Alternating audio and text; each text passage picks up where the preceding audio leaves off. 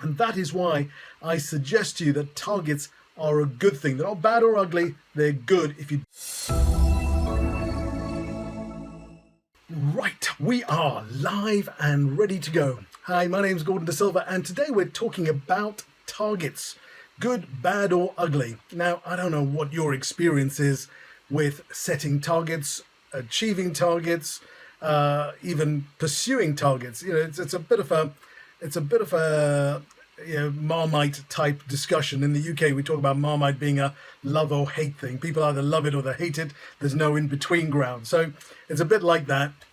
And Marmite is a bit like Vegemite for the Australians. I'm not sure if the Americans have anything like it, but anyway, no big loss, I suspect. But it is quite nice, very savoury, very salty, and never mind. That's a different subject entirely. But targets can be good, bad, or ugly. I don't know what your view is. Start off with a view now. Just vote right now in your head and go targets good, bad, bleh.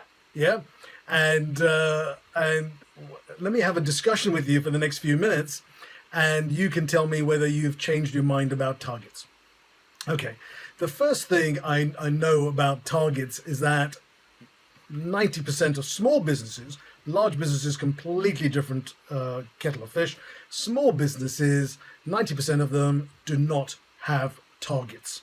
Now, you may be one of the exceptional ones, and if you are, good for you. You can tell my opinion's coming out already.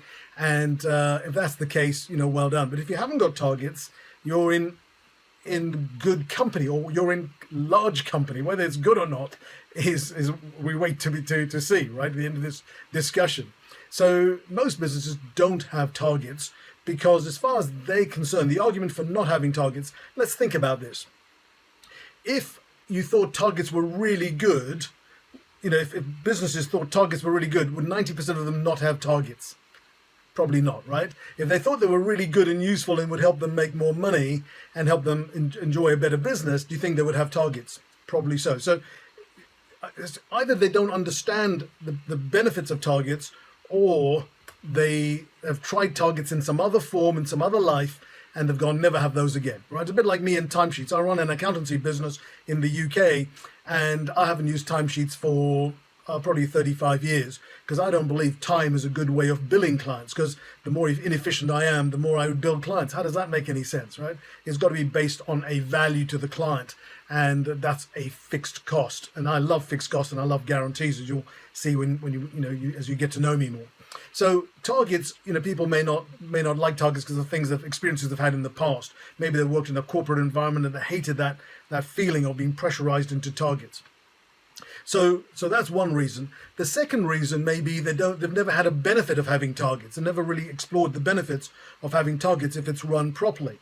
And I suppose one way of looking at that is, if you're looking at a small business setting targets, let's consider this. Let's say you set your target, and let's say your income is 8,000 a month, which is about 100,000 a year, right? If it's 8,000 a month, and you set a target for 28,000 a month, right? 4 or 5 times that amount in 1 year, are you likely to hit that target? Look, you know, there may be marketers out there who say, oh yeah, I'm going to help you quadruple this and multiply that. I'm not one of those. I'm so grounded in reality. I'm grounded in making things happen. But it is highly unlikely we're going to get that multiple of income in 12 months. So when you set a target like that and it's a real big target, then you think, really, you know, I'm not going to get it. What's the point of setting a target? So that type of target is probably not the best thing. Would you agree? Now, what about if you set a target that is too low and you hit it every time? You go, oh, yay, I've hit it. I've got, managed to increase my income by 1% this year. Yay, well done. Is that useful? Well, it's 1%. It's better than nothing. It's better than going down. But is it really useful? Probably not, right? It's not stretching you. It's not motivating you. It's not pushing you. So maybe not too low either, but a medium range, right? Maybe you want to increase your income by 20%. Right, now that is very doable.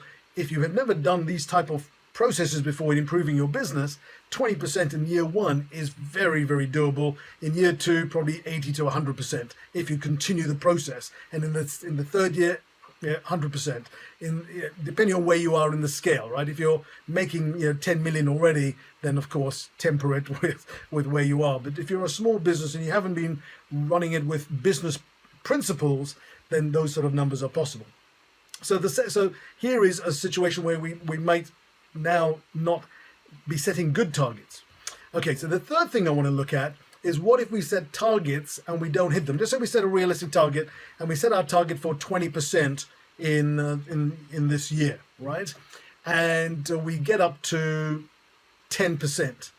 And if you're working on your own without a board around you, without a managing director, a finance director, a marketing director, all these people, and no one's held to account, it's just you because it's your business. Typically, that's who I work with: single owner managed businesses or family owned businesses.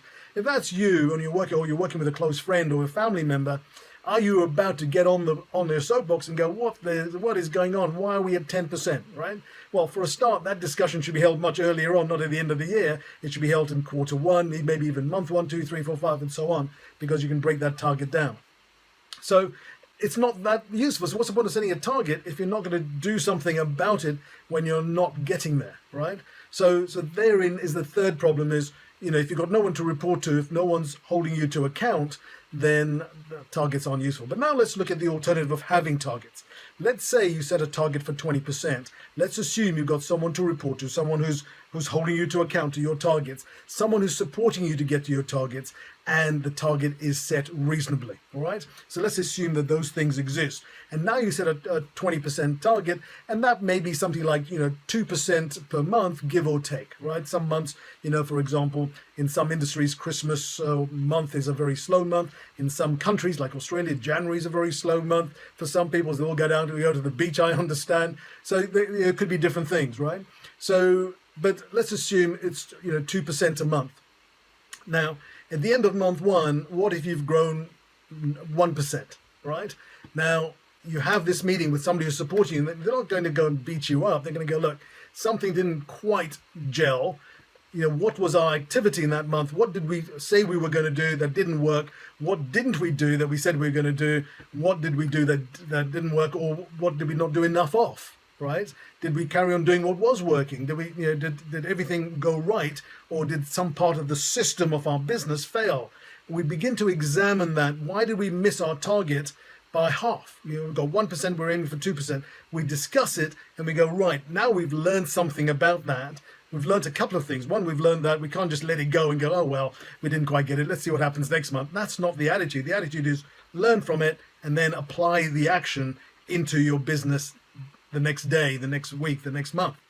And so you then have an action plan of what to do about it to try to get to that 2% next month.